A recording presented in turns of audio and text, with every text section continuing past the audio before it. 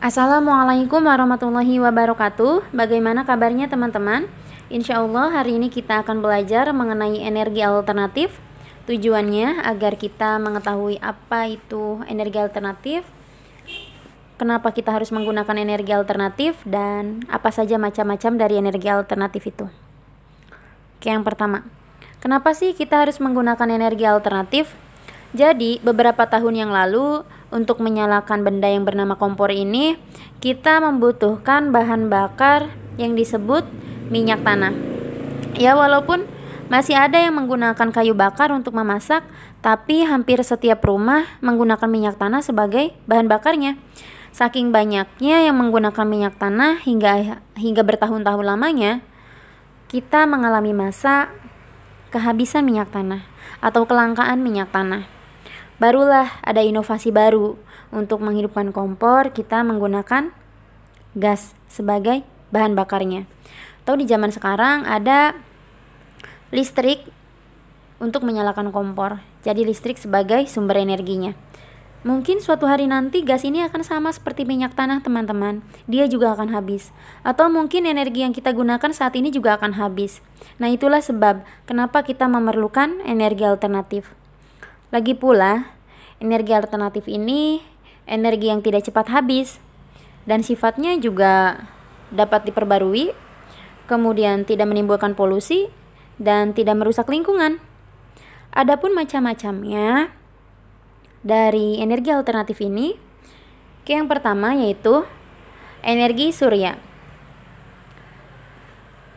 Energi yang diperoleh dari sinar dan panas matahari. Energi surya dapat menghasilkan energi listrik melalui alat yang disebut panel surya. Bagaimana caranya? Energi panas dari cahaya matahari diubah menjadi energi listrik, tepatnya di panel surya. Lalu yang kedua yaitu energi angin.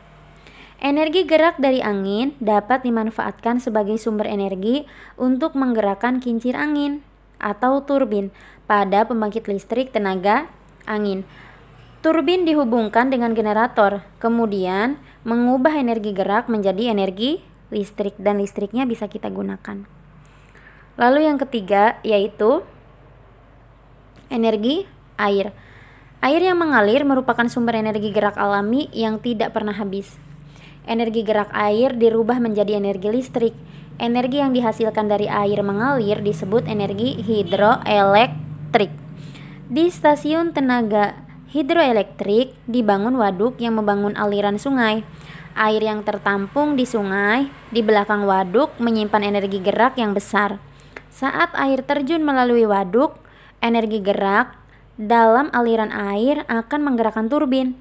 Nah, saat turbinnya bergerak, generator akan menghasilkan listrik.